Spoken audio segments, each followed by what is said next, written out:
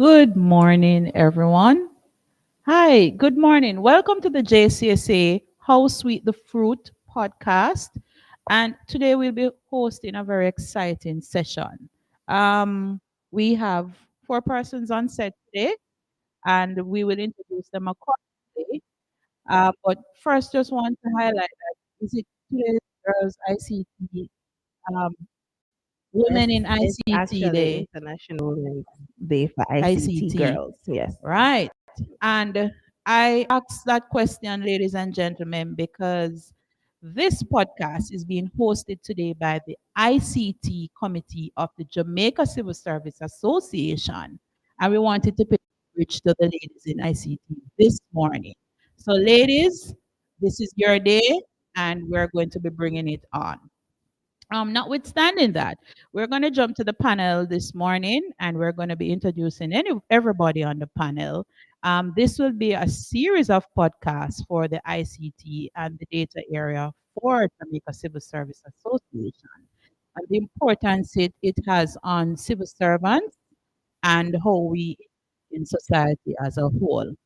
So this morning, please join me with my co-host and co-chairman, Sister Jody and Bailey. Lady in red, looking fabulous as usual. And we have a representative from the ICT committee, Sister Michelle. And today she wears the hat of a data subject, right? Our ICT terms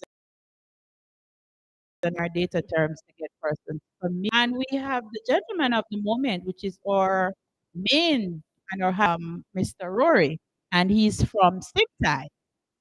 Listen, I have to take up my phone. Rory, Rory is very bright. You see, people, and I can't remember everything. His name is Rory Ebanks, and he's from SIMTI. He's the Director of Information Security of SIMTI. He wears many hats. He's certified Chief Information Security Officer.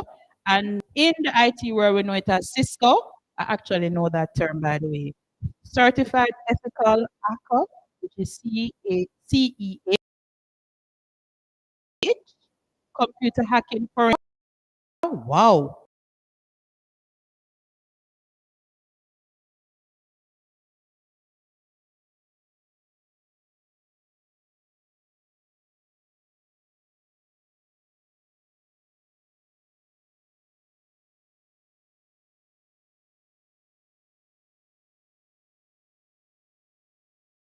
He also holds a Master's of Science in Cybersecurity from EC Council University and a BSc in Computing Information Technology from the University of Technology. Mercy. Right. So you see, Sister Rhonda, why Rory is certified to speak to us on this Yes. topic. So you Right. see, Fully ladies, certified. fully certified. Yeah. Ladies and gentlemen, we went for the big deal. Big deal. By the way, Rory, that's a term that we use in JCSA that we're the big man. So we do everything. So when we're going for the people, we're going for the big Big deal deal people. people. Top of the Top. top, most definitely. So I'm gonna hand over to my co-host. She'll be, having a little opening the discussion with Rory as it relates to the discussion that we're having today. All right. So I am absolutely enthused about what we're about to discuss this morning, especially because you know we're out there in the public. We hear about all of these breaches. We hear about this data. Just enlighten us all about is what really is the data protection because Jamaica would have, enacted an act since 2020.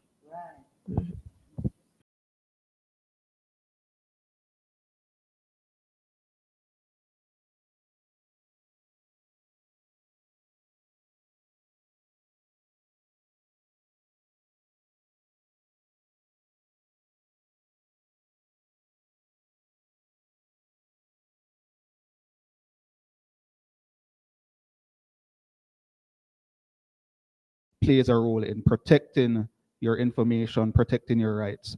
So essentially, the Jamaica Data Protection Act is in place to provide guidance in terms of data subjects, data controllers, and to break it down, like a data subject is me and you.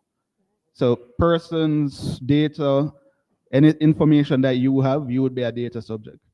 So that's a simple way to put it instead of thinking about it technically.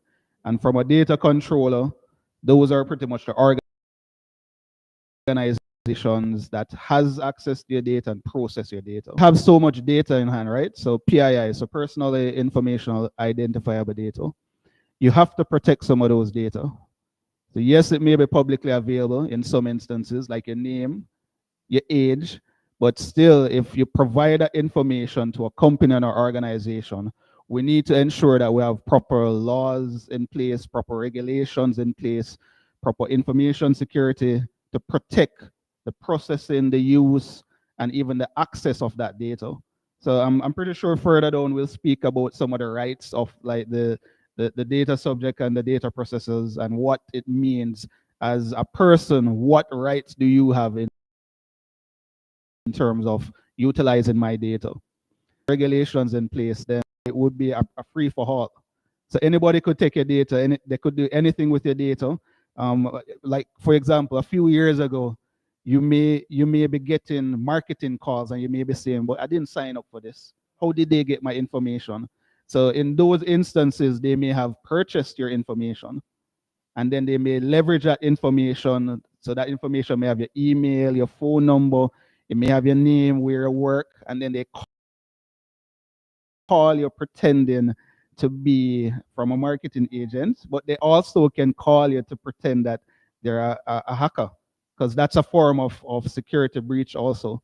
So social engineering, calling to pretend that I'm from a legitimate organization, and then they start asking you questions, start probing you, getting information from you, possibly even getting access to your data. But I know this is just the first question, but to break it down, it's very important to have rules and regulations, and the GDPR is just one of those acts to help protect the use of your data. When you think about the other countries, even in the Caribbean, they also have different regulations. So, for example, like Bermuda has the PIPER. So that's, and all of them are pretty much based off the GDPR. So that's the General Data Protection Regulation. So that's the UK version. So even if you compare the Jamaica Data Protection Act, you'll see a lot of similarities to the GDPR. So with with all of that information, and you think about, just doing your regular business, and even us as public sector workers, we are data controllers. We are the engine for the entire country. We collect data on a daily. So as data controllers, what are our responsibility and what are the rights of the persons that we collect? All right. So some of the rights of the persons that you collect data for, so like the data subjects, so they have the right to access their data. So literally, they came with the data that you have on me.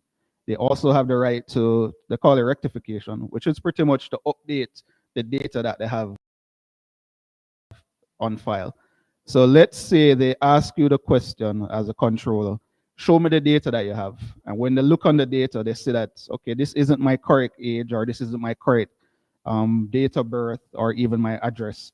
Then they can say, please update this data accordingly. And they can provide you with that. One of the more interesting right that they have also is to erase the data, or to Right. forget I was that about you to have the ask data. that. What So if I don't want you to have right my of data? erasure. So that's a part of the act. I'm not sure if we're actually practicing it, but that is a part of the act for data subjects to ask for the data to be erased completely. And when you think about erasing data, it has to be erased at all avenues that that data has been processed. So for example, did you collect the data on a paper? That data would need to be destroyed from that paper. Did it go into a system? The application that acts, that collected the data, how are you going to guarantee that it is erased from that database? What about even the backups? Do you have a 7-year backup that has that data in it? So that also has to be erased. So the erasure part is very interesting when you think about all of the copies from a redundancy perspective and a continuity perspective. But you have to have controls and steps in place and processes to erase the data at all of those different points. So even having replication, let's say you have multiple sites that you're replicating the data at, the data would have to be erased from all of those different locations. And there are a few other rights. So like the right for consent. So if they want, they can tell you that I'm taking back my consent for you to have access to my data or to process my data. Let me just ask a quick question. All right, just to make something clear, Sister Jody, Rory has been using an acronym DPA, right? Audience, DPA stands for the Data Protection Act, right? Right. Just in case you hear the acronym being floated during the discussion, that's what it means. But based on what you have just said, Rory, I think it will open, as we said, it's a series of podcasts we need to have because as civil servants, our employer collects data from us. And it now opens the question as to what they can ask you for, or should I volunteer that info? Mind you need the job, so you'll be asked some information. But what happens to when you leave the job? And you mentioned about the Data Protection Act.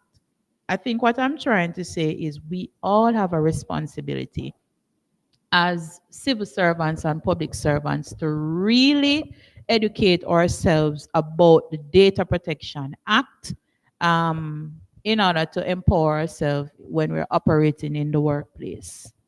And we will touch on the other issues such as grievances, yes, because they collect records for us and how they use those records against us in the future and in current discussion when if there's a disciplinary issue, stuff like that. So I'm really happy that you shed light on that. Just want to ask though, in terms of threats and vulnerabilities, well, I think you mentioned that in terms of government agencies, which type of threats are mostly common in the public sector when we have that discussion? All right. So when you think about, and this is cyber threats that we're thinking about. So there's a similarity between some of the cyber threats and the data threats. But when you think about the cyber threats that are affecting our government or in the public sector, you will hear about social engineering. And when we say social engineering, it's playing on the psychological means of humans. So for example, an attacker or a hacker will try to trick a person to provide them with sensitive information. So they may send an email. So this is called phishing with a PHISHING. Yes. So with fish, so you have various ways of social engineering. I'm just gonna touch on a few of them. So with phishing, it uses email to try and trick someone to either click on a link or reply to the email, or they even send a malicious software or attachment. So you may see a PDF document that looks legitimate, but if you click on it or you download it, it may have malware in it. And what a malware is a malicious software. Typically with a malware, the most common one that we know about in the Caribbean is called ransomware. So a lot of the organizations that get compromised, you'll hear about that, hey, they were hit by a ransomware. There are two popular ransomware groups in the Caribbean. So one of them is Akira and one is Fog ransomware. The Akira, I think globally is one of the largest one based on the amount of companies globally that they have compromised. So for example, in 2024, they compromised over 300 companies globally. In 2025, we're going, 4 months? They have already reached 200 and something companies that they have compromised. So it shows you how rampant they're becoming. But back to social engineering now. So that's phishing. You also have vishing, where vishing is phone calls, voice calls. So it would be similar to like a lot of scamming when you heard about persons call and say, hey, you have won a prize. Go to Western Union, transfer some money to me, and you'll get the full amount. So it's a similar thing hackers do with vishing. So they may call you and say, hey, you have won a prize, or you have got an Amazon gift card. You need to provide me with your username and password to redeem it or to confirm that this is who you say you are. You also have smishing. So, smishing is using text messages or SMS messages or even WhatsApp to communicate with potential victims. So, for example, a hacker may send a SMS to say, "Hey, you have shipped a package. This is your tracking number. This is your routing number. Click this link." Or a financial institution may send you a forget password. Please click on this to log in, and they'll capture all your information. So they'll capture your username, your passwords. So, and again, that's just social engineering. There are even more types of social engineering. But the other stuff that we're seeing from a cybersecurity risk and vulnerabilities, you have like business email compromise. So we at Simtai, we have pretty much responded since the year start to about 2 or 3 business email compromise to government entities. And what that does is attackers will try to gain access to your email account. So they may utilize social engineering or they may utilize what's called brute force attack and try to guess your username and password to log into that email address. Once they gain access to your email, then they can communicate with other persons. They'll have access to your sensitive information. Think about the amount of information that you have in your email. Right. Have you ever deleted your emails? Have you ever archived your emails? You Yeah. but hardly. Hardly, Wh- but wh- yes, you do it. But then thinking about what you have been saying, and I'll say some of us, sometimes we choose to just save the password because it's nothing. We save it to the phone, we save it in the the browsers. browsers and all of that because when I go in next time I just click and I go in. But then when you think about social engineering, in layman's term, it's really playing on someone's mind and stuff. And so you get this message or this email, and you were doing, sometimes it comes when you are doing a transaction and you're probably waiting on that one email. And sometimes it's as simple as the at sign at the wrong place. You're looking for say JNCB, but JNBC came. So you have to be vigilant and try to just ensure that you're doing the right thing. No, it's very hard to do that, but at the same time, it's almost like you're not for trust nothing at all. And that's where it puts you, But it's just one of those things that you can't be too sure about. So, Rory, just what are some of the things that we can absolutely look out for, especially or ways that we can try to protect our passwords and those simple information? So I'm gonna say you need to be paranoid because you did give a great example. The C coming before the B or the B coming before the C. And when we're doing social engineering activities, for example, so organizations would hire Simtai to conduct these social engineering activities to test their employees to see would they be able to pick up on some of these simple errors or misspelling. However, for some organization, we go a step further. So literally, let's say we're going to target a company called Cake, CAKE. What we would do, you may have cake.com, right? What an attacker may do is purchase a domain called cake.co or cake.edu or cake.dot. Well, it's difficult to get the JM domain because that is at a government level, but they may purchase the same name, but it's just the .com or the .co is different.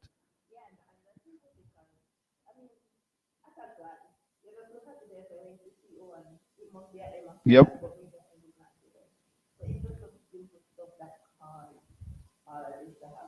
So it shows that you have to be very vigilant. And what I recommend is you have to have tools in place, but you also have to teach and educate the end users. So it could be your customers, it could be your employees, it could be a family, a friend. You have to preach it, you have to teach it. Because so for example, even within our organization, we do a lot of security training. We implore the different types of techniques that we utilize.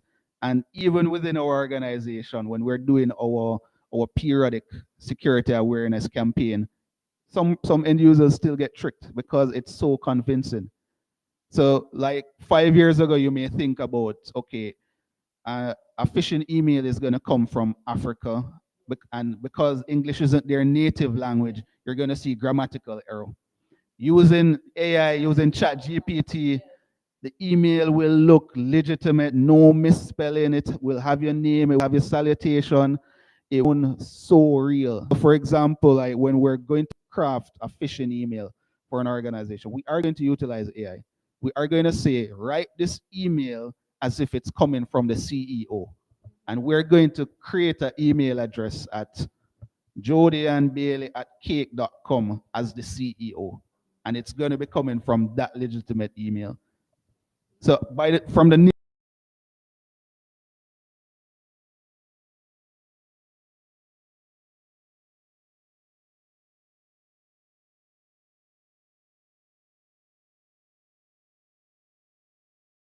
convincing.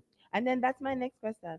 The thing is, I would love to know, why is it that these emails usually have this urgency? Like, that's a red flag. Why is it so important of all these emails that I get? Why do I have to do this? No. Why do I have to have a couple hours? All of those things. They just toy on your emotions to Yep. get you to move fast. Right? So some tips though is I normally recommend what's called the SLAM methodology. When you SLAM, SLAM. So when you're looking on an email, look at the sender. Do you know this person? If you know the person, call them. Call and verify. And even when you call, there is a different type of attack that can pretty much take over their phone number. So for example, you have a phone here, you have a legitimate number. They have what's called SIM swapping. So they may contact the provider, let's say Digicel. They pretend to be you because the verification details may be your name, your phone number, the last three persons that you call, where were you, which school did you go to. Simple things that if they're doing their research or their reconnaissance, they'll be able to identify that. So the S, verify the sender as best as possible. What you could also do is have like a secret communication, because we can get into what's called deepfake, where an attacker can pretty much clone my voice and also my video. So you can see someone that you think it's talking to Rory, speaking like Rory, have the same cadence, but it's not Rory. And there have been instances of attacks, successful attacks like that, where hackers have cloned the CEO voice and video of companies and manipulated to speak as if this is the CEO authorizing a transaction. So imagine the secretary calling to verify, hey, did you authorize this transaction? Oh, yes, I did. So they can do that. So that's the S in the SLAM. L, look at the links. If you see any links, don't click on it, hover over it. Even when you hover over it, be very wary. But do not interact with the links. And hovering over it is simply just Moving moving the mouse. mouse over the link to see what's really there. Yeah. Mhm. A, look at the attachments. So if there's any type of attachments, don't download the attachments. Especially if you don't know who it's coming from. Even if you know who it's coming from, don't interact with the attachment. Don't try to preview it. If it's an Excel document, if it's an executable, that's even worse. PDF documents. So organization have to have like a sandbox in place or an email gateway to pretty much analyze all of these emails that are coming in. So if it has an attachment, it needs to execute the attachment in a safe environment to see if it has a malware, if it's something fictitious, before it passes that email over to you. Because you wouldn't want some malicious email coming into your inbox, Mhm. and you click on it, you download it, and then that is a malware that will now impact your machine. Once they gain access to your machine, they'll have access to all of your information. If you have credit card details stored in your browser, Right. if you have passwords saved in it, they'll get it.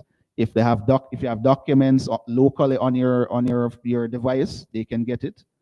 And that's how they start thinking about all of the different attack vectors, just to trick you to click on a link. Mhm. You may even click on the link and it brings you to the legitimate website, because they're going to clone that website. And then they trick you to, hey, log into your internet banking or log into simtai.com website. But really and truly, it's a clone version of the website and it's under a different URL. Right, and it captures all that information that you are logging in, right? Seamlessly, because you're not seeing, you the user, you're not seeing, but this is happening all in the background. But from a user perspective, sometimes work is hectic and you have that one report that you need to submit and all of that jazz. And I have to sit until this thing sandbox my attachment and all of that. I can't bother, that's too much. And So, so all right. So from the end user perspective, so because we're thinking about technology now, the end user may only have like a 5-second delay in receiving the email. So let's say I'm gonna send you an email, right? When I type the email, put the attachment in, and I send the email to you, the email gateway is gonna be a proxy that sits in between your server in terms of you receiving it and who is sending it.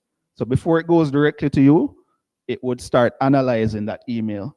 And the sandbox is where it executes the email, it executes the attachment in a safe environment, separate from your network, separate from your computer, separate from your inbox. Once it executes it and everything checks out, it doesn't have malware, it doesn't have any phishing links, then it would pass it on to you.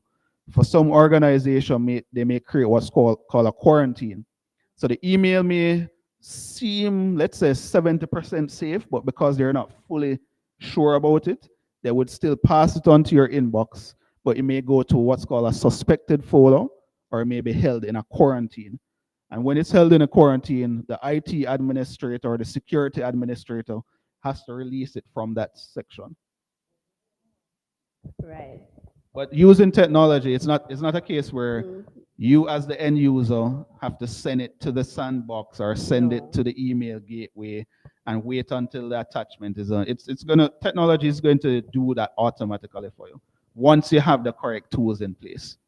And Right. those are some of the tools that we also implement for some of our clients to ensure that it doesn't matter what email you're getting, where it's coming from, it is going to do analysis against all of those email. So it's going to look for impersonation. It's going to look for malware attachments. It's going to look for even sensitive information.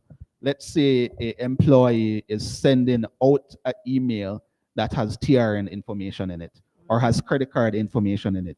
You need to be notified of that. If you can even block that from coming out of your organization, then that's even a better control. But those are some of the types of controls that you need to have in place to monitor your data.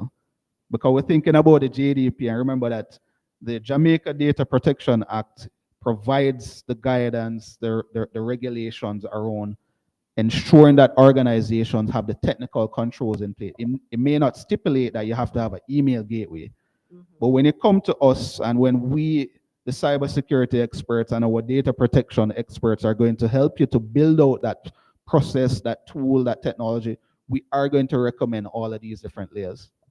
So you would have mentioned about using a TRN and so forth. Is there a general rule about what information you give out, considering that, Data Protection Act is now a thing? Do I just give information randomly? I go to the doctor and they ask me for certain information. Do I just give it to them, or is it supposed to be a needs basis? All right, so that's a very interesting question. So literally, like 2 weeks ago, we're having a conversation about that, and I'm going to give you an example. So what data is collected should be only for the purposes of the organization processing the request that you make. So, for example, if you go to a dentist and you're trying to get braces, right? They may have a sheet there that they're going to collect certain personal information about you, right? So one of my coworkers, which is actually the head of the data privacy and protection unit, Story Hilton. So he would have went to the dentist, asked the dentist about exploring getting braces. When he saw the form that they provided, name, yeah, email address, that's fine. But then it started to ask about your salary. Why would they need to know your salary? Can how, you how pay much you for the get. procedure? Who want to know if you can pay for the procedure? Yeah, but this is the first Yes. this is the first thing. I don't even get a costing or anything like that. And you're asking about my salary. This is like you're going to ask for a loan. Then I would understand why they want to see a job letter, proof of income and stuff like that. But this is literally just a dentist just asking about it. So he challenged them and asked, why do you need this information? You know what they said? Because it's just on the form. That's not a valid reason.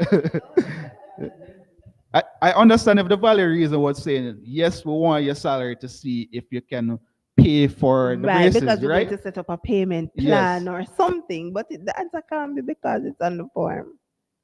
And we're seeing a lot of these instances. So another example now, if Mhm. you have a security guard at the front Right. and they have a book, Mhm. right? What do they ask for in that book?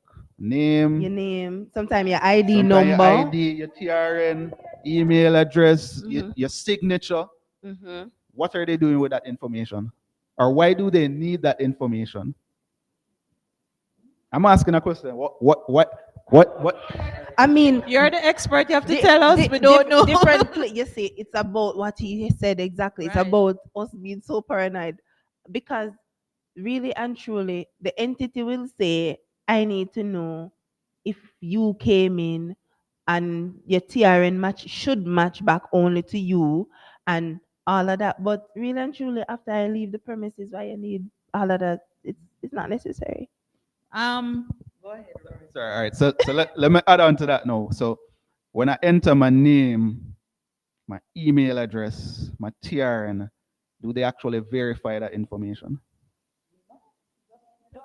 You just log in and you continue to A see lot of whoever you time need. I enter the incorrect thing, you know. Or I had a previous director, he had a name that he always used to log in. Name, email address, everything completely different from his real name. And no one picked up on it. So that shows you that they're not Yeah, really they're not verifying. verifying. And he always does that to say, okay, let's see if they're really checking. Mm-hmm.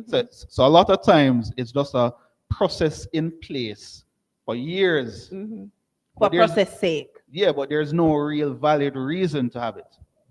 So when we do a DPIA, which is a data protection impact assessment, we would assess the entire processes of the organization. So even looking at the security guard, why do you need this information? What information do you really need? How do you process this information? So from the Data Protection Act standpoint, are there things in place to curtail this for entities considering that they need to be regulated and be complying with all the rules surrounding the act? So when you do the assessment is what provides that guideline. So in the act, it would state that you need to do the DPIA and you need to submit that reports annually, actually. I think you have 90 days at the start of each calendar year that you need to submit it. But you have to have a proper organization and a registered assessor do that assessment. So I can speak about the assessment that we do. We look at the entire processes and end to end, looking on the technology base and also on the paper based processes. So we have to understand where you're collecting data. Is it through a website? Is it through a portal? Is it through a physical book? Why do you need this data? What data do you collect? What do you do with that data? How do you process that data? What's the business reason for collecting this data? And then the flip side, we look on it and say, why aren't you collecting this data? Because you can now utilize this data to make more decisions about a Right. customer. You can now offer them more services and more benefits. So now you're thinking about the value of the data that you're collecting. But are there implications regarding how the data is collected and if there is a breach? There's an act, so there must be fines and so on attached. Yes. So in the act, it speaks about the technical controls and measures that an organization has to put in place to protect the data that they're collecting and processing. So if you don't, so for example, if a breach happens and they can prove that you did not do like a security assessment, so you didn't do a pen test, you didn't have endpoint security in place, you didn't have encryption in place, you didn't have no controls in place to protect the data, You're just collecting the data and storing it and allowing everybody to access it. Then that is definitely a breach because there's no technical controls to protect that data. Let me chime in here, Rory. I'm happy you segue into that, and I'm happy for the question, Sister Jody. I'm bringing it back to the employee now, and us being government employees, civil servants, public servants. Um, Without not necessarily hitting on anyone, but we have to interact with internal systems, and we're classified as internal customers. And we're given forms. I think I hinted at it earlier about, as civil servants, with the DPA being a part, an active role now, and probably HR is requesting information from me. Um, Lawful information versus consent to say, yes, I give you this information, but how do you use it? And I'm going to bring up a very sensitive topic, and I have to be careful, but I'm going to bring it up. Civil servants are required to do a background check, especially if you work in certain areas like IT, etc. I'm bringing up the issue because as a union now, we're going to have to go back to the drawing board and to even look at what is being required of us as officers to be employed in the civil service, the questions that were being asked and how the questions are asked and used against the officer to determine if they're fit and proper for the job. How does the Data Protection Act cover that individual? Let's say I'm asked to come to an interview and you're being questioned by those individuals. And some of the questions tend to be very intrusive, to be honest. Can the officer decide not to answer? And how does the Data Protection Act secure that officer? Because the union will now have to, well, we are doing things to fix it, but do those persons understand how it impacts the officer and whether or not you should apply heavy sanctions if the person decides not to volunteer that info? All right. So there is a delineance between what to ask and what not to ask. But when you think about interviewing and questioning, you have to ask the questions specific to the job roles and responsibilities. So you did give a good example, and I was going to bring this up to the background check. So why would you want to hire someone and can't do a background check on them? Would you feel comfortable doing that? So I've seen cases where persons apply for a job and then they opt out of doing a background check. Why? That's a big red flag. And then they're I think this was actually in the court recently. Yeah, so that's actually, I think they had a ruling on it where they said that the person needs to do the background check, and I do agree fully with them. But what was happening is that they challenged the organization to say that they can't request a background check on me because that's a violation of my personal rights. In the JDA, so remember the right to consent, but in this instance, yes, that's a personal right to consent. However, because of the requirement of the job, they need to consent and to confirm that you are who you say you are, you did work where you say you work, and they also need to find out what was that work experience like.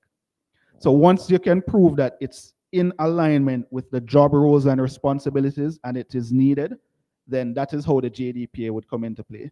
If it's a full violation of your personal rights, so let's say they ask about your password or your loved ones and start asking specific details about, now that definitely is an invasion.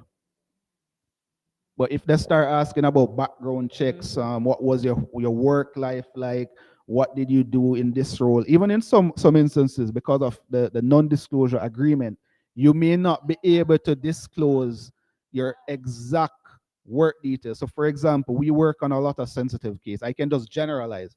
But I can't tell you that company ABC had this breach and this was how the breach happened.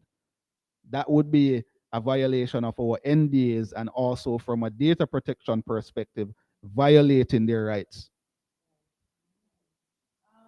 Just to expand further, usually the channeling of the background check comes through HR. And depending on what the findings are, then a determination is made. Of course, the individual is given the opportunity to probably, I don't know what, justify or prove themselves or to clarify, yeah, what is collected. And that's, I mean, I'm really trying to keep it simple, but it's an area that I know the Data Protection Act will definitely impact individuals and how they operate in the workplace. And the challenge with the background check, well, they're trying now to do them as soon as you're employed. But when somebody's in the job for years and you're coming back to ask them questions that happened 10 years ago, so that's the question I need to ask you. Is there a time span in which you can request data for somebody, really? And if the person objects to HR, what happens? You know, yeah, yes. What are the sanctions?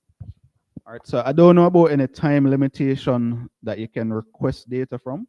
So for example, if there is a data record on you on file, then that should always be there, unless the data subject has asked for that data to be erased. And even in a case where, as an employee, you can't necessarily ask the employer to erase that data like that. Because remember, they are keeping that data for processing the job requirements. So even in cases like background checks, let's say you have a rogue employee that you just hired. Normally, when you do the hiring process, you should actually initiate a background check before you onboard them. Right. But yeah, but the time frame of doing the background check is so long and tedious, it may delay that onboarding process. But let's say in their previous job, they did something that wasn't correct. And they wanted to state to the employer that please erase my record there. That would now become a conflict. Because yes, from the personal rights, you as the data subject can request data erasure. But why would you want to erase that particular record? Because if you did, it's even like criminal activity. If you did a criminal activity and you were tried and processed, you can't go and ask them to erase that. Yes, it's a bad record that you have. Correct.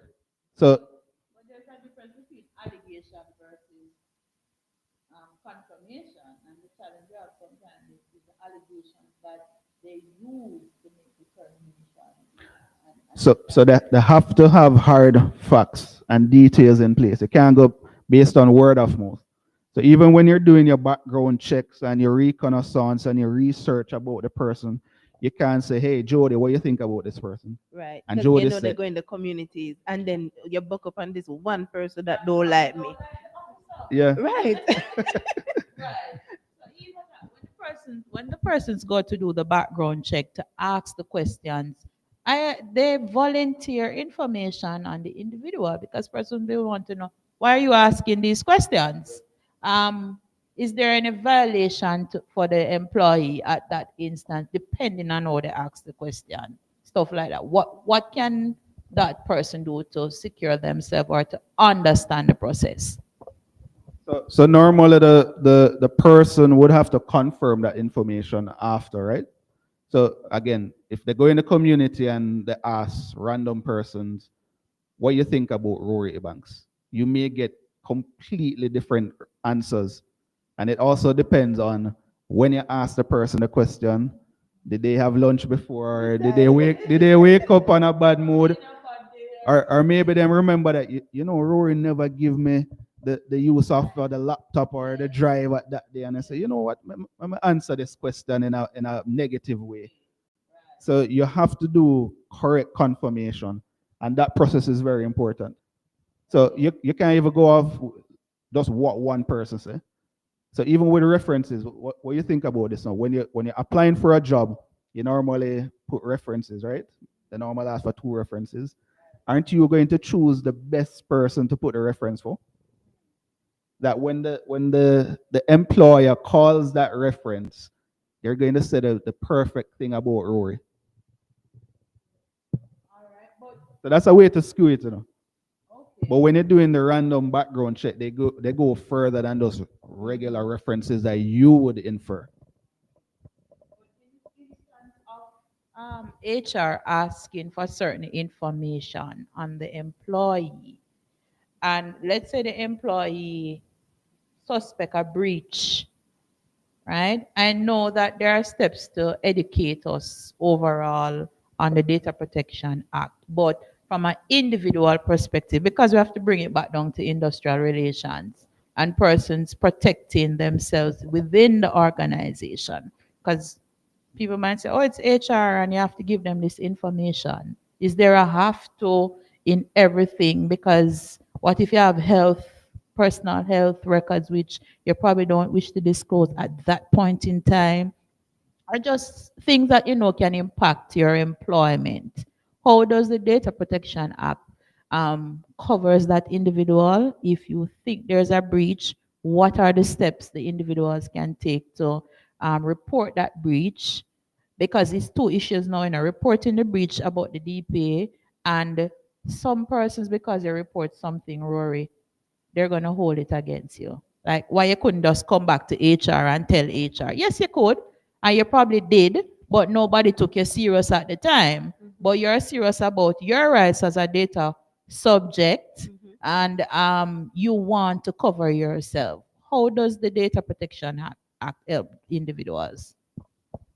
All right. So I'm gonna start from the data processor asking the data subject about the information. So as a data subject, you can ask why you need this information, what you need the information for, how are you going to process the information. And you gave a good point, but you didn't even fully expound on it in terms of the health. So let's say you have to do a health check before you get employed, right? Or even during the employment, depending on the job role and responsibilities. And then you say, as a data subject, no, I don't want to do this because maybe you're sick, maybe you have AIDS, all different type, HIV positive. Is it a discrimination? No, it's not supposed to, right? It's not But supposed to. but why are you hesitant in doing the health check? Because it's my private business. It's your private and personal information, yes, but as a part of the job requirement, you need to be healthy, and you also need to prove that you have done your health check. For some jobs, every 6 months you have to do that. You have to do an assessment, especially if you're in the physical field, military. So you have to maintain that. How can you go into that workforce and say, I'm not going to do the health check? So yes, you are going to consent, but you have to ask, what are they really doing with the information? So in the government now, depending on your role and responsibility, it may not be mandatory or required.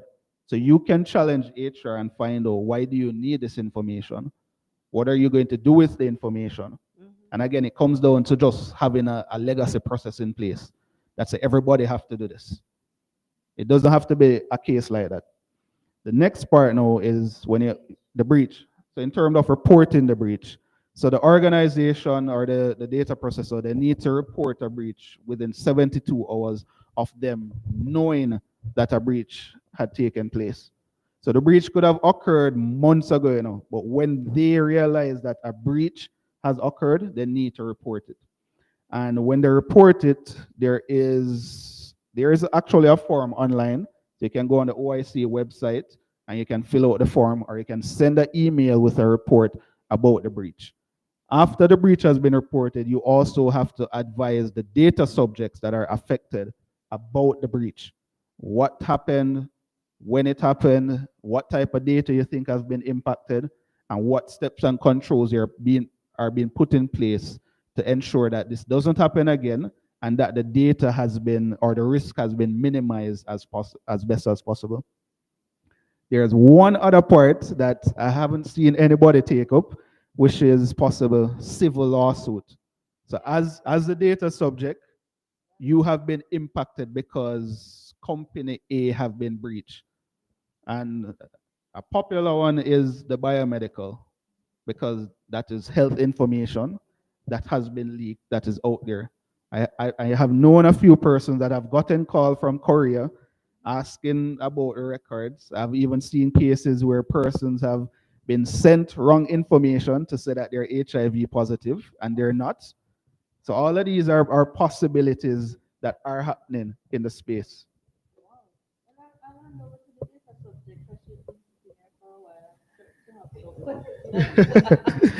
Yeah, yeah, but sticking on that one though, the civil lawsuit, it is in the JDPA that you can be compensated for it. If you can prove that because of this breach, you have been personally impacted. Haven't seen anybody pursue with it yet. Uh, yeah. That's why we're having this podcast. Yeah. Yes, yes, yes. Well, I'm not a lawyer, but I'm pretty sure once you have all of the requirements, the evidence to prove that it's because of this particular breach that you have been impacted personally, financially, maybe you even lose your job because of the information that got out. In the US, they do a lot of civil lawsuits. The least little thing they can say, okay, I'm going to sue you because of this. Sister Michelle, you have anything?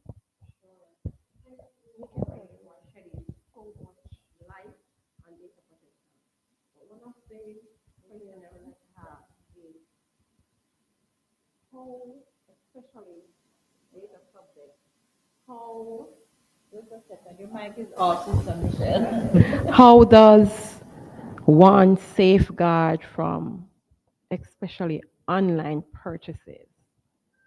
Because there are so many times you would have initiate a process online and you unsubscribe to that process.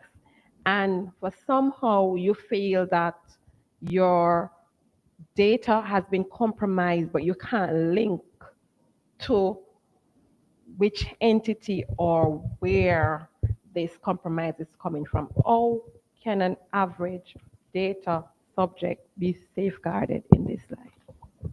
All right, so we may need to have a whole session on online usage and online security.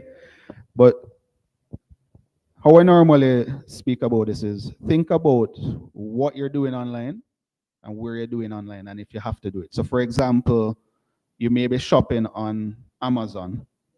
Amazon we know is trusted, proven, it has security in place.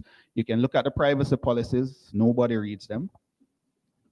Even when you're installing an application on your phone, it could be even the Amazon app, any application, it normally asks about exactly agree or allow access for all of these apps. So you as the end user, you can start screening what applications you're using, what websites are you visiting, what device are you using to visit those websites. Do you have to shop online for this website? I think Shein is a common one now. Alibaba, all of these. Are you using debit card versus credit card? I recommend using the credit card. Yeah, but those are some of the things that as an end user you can do to protect yourself. So screen the websites that you go on. If you don't have to buy the item from an untrusted or unverified website, please don't. Just because you're going to save a little $5 here, that may end up leading to you losing hundreds of thousands of dollars. So what I do personally, I if I purchase something, I remove my credit card after the purchase. I don't leave the card hanging. Some persons just leave it there and you just see money going and going. I have a PayPal account. Once I make any form of PayPal transaction, I move the card. I don't leave my card in there. Well, we're gonna have to probably do an illustration of that in our next podcast, Sister Jody, because that is probably a little bit new to a lot of people with what you just said, that you can remove your credit card information. I'm gonna let you ask your question. See there, you can freeze the card. Wow, not in the fridge, right? I'm No. just being literal. The thing is, I agree with Jody. I'm aware of that, but the information is already on in the cyberspace. Well, you see, in our next podcast, probably we can do a little quick illustration, how to probably safeguard yourself. Not rushing the team, but in the interest of time, we're gonna wrap up. It was a very good discussion, and we're pointing on some very important topics.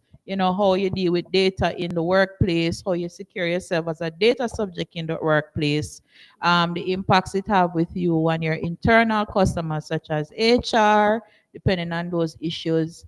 And, the union, we're constantly changing. One thing with JCSA, always changing and trying to keep up with the trends and the issues that impacts employment and safe employment.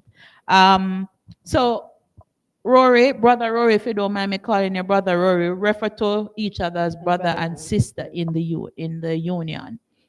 We're definitely going to ask you to come back and we are going to expound on some more issues. This is just a first of the podcast to, wet the palates, to get persons to think and to understand what is confronting us now and how we're to, what to expect going forward.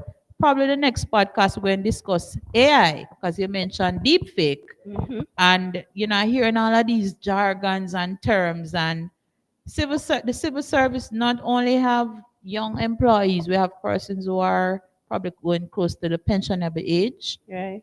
and those are the persons that tend to get impacted a lot with clicking links. And so the next time you come back, Rory, want to discuss AI, if you can, please, and how it impacts us again, because we always have to bring it back to the workplace and your responsibility. The statistics don't show that older persons are the ones that are clicking on the links. So, Right. so I